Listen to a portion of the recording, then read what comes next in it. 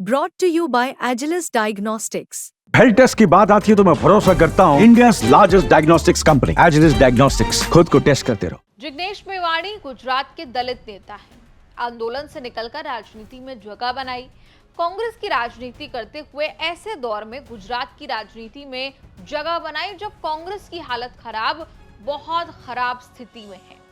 2016 में ऊना में दलित अत्याचार के खिलाफ बीजेपी से जो लड़ाई शुरू हुई थी वो आज तक खत्म नहीं हुई है। अब जो हुआ है उसमें बीजेपी सीधे पार्टी तो नहीं है। जिग्नेश मेवाणी की भयंकर लड़ाई चल रही है आईपीएस अफसर राजकुमार पांड्यन से। लड़ाई इतनी भयंकर है कि जिग्नेश ने कह दिया कि बाबा सिद्दीकी की तरह मेरी भी हत्या हो सकती है।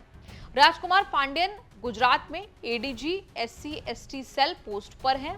मतलब जिन दलितों को लेकर जिग्नेश मेवाणी राजनीति और लड़ाई लड़ते हैं उससे सीधा ताल्लुक है राजकुमार पांड्यन का। जिग्नेश मेवाणी दलितों से जुड़े मुद्दे को लेकर पांड्यन से मिलने गए थे। वहीं से ये जंग जो है वो शुरू हुई। जिग्नेश मेवाणी दावा कर रहे हैं कि विधायक होने के बाद आईपीएस पांड्यन ने उनसे अभद्रता की, सम्मान तो दूर अपमान करते रहे। सारा बखेड़ा पांड्यन के घर जाने से शुरू हुआ। जिग्नेश मेवाणी मोबाइल लेकर मिलने गए थे। पांड्यन बिगड़ गए, अपने स्टाफ से कहकर मोबाइल बाहर करने को कहा। जिग्नेश ने पूछा कि कहाँ लिखा है कि पुलिस अधिकारी को मिलने के वक्त पर मोबाइल नहीं रख सकते। दूसरा विवाद पहनावे को लेकर हुआ। मेवाणी ने दावा किया कि पांड्यन ने विधायक होते हुए टी-शर्ट पहने पर कमेंट किया। बैठक के बाद बाहर चले जाने के लिए भी कहा। जिग्नेश ने आरोप लगाया कि अफसर ने उस प्रोटोकॉल का भी पालन नहीं किया जो विधायक से मिलते समय करना चाहिए। पांड्यन के बर्ताव से आहत जिग्नेश मेवाणी ने विधानसभा स्पीकर से विशेष अधिकार हनन के तहत आईपीएस पांड्यन के खिलाफ शिकायत की है। राजकुमार पांड्यन को शक था कि जिग्नेश और उनके साथ आए लोग मोबाइल पर रिकॉर्डिंग कर रहे होंगे। मोबाइल टी-शर्ट को लेकर शुरू हुआ विवाद कि यहां तक पहुंचा कि जिग्नेश मेवाणी ने पब्लिकली ऐलान कर दिया कि बाबा सिद्दीकी की तरह अगर मेरे परिवार या मेरी टीम के साथियों में से किसी की भी हत्या होती है तो उसके लिए केवल और केवल आईपीएस राजकुमार पांड्यन जिम्मेदार होंगे। जरा सी बात पर लड़ाई हुई थी जो इतनी बढ़ चुकी है कि जिग्नेश मेवाणी ने सोशल मीडिया पर आकर ऐलान कर दिया कि बाबा सिद्दीकी की तरह अगर मेरी हत्या हो गई तो इसके जिम्मेदार आईपीएस राजकुमार पांड्यन होंगे।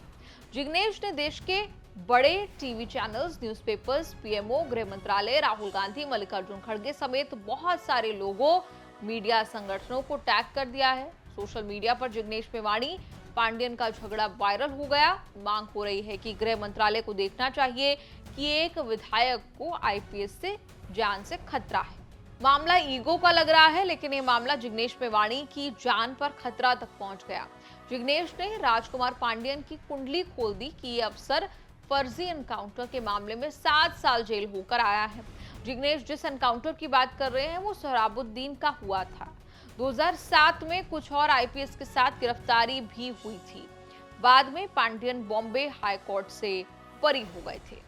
2016-17 में जिग्नेश मेवाणी, हार्दिक पटेल, अल्पेश ठाकोर ने अलग अलग आंदोलनों से बीजेपी की ईंट से ईंट बजा रखी थी।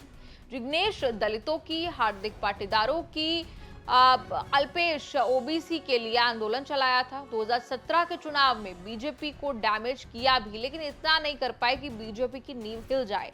2019 के चुनाव से बीजेपी और मजबूत हो गई। गुजरात के लड़के भी पलट गए।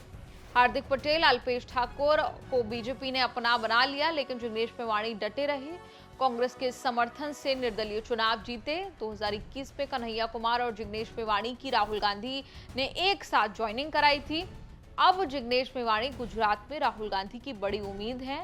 कांग्रेस के ज्यादातर बड़े नेता बीजेपी जा चुके लेकिन जिग्नेश डटे हुए हैं। इसकी कीमत उन्होंने ऐसे चुकाई कि असम पुलिस गुजरात आकर एक ट्वीट के आधार पर गिरफ्तार करके असम ले गई थी। बाद में जमानत पर रिहाई हुई।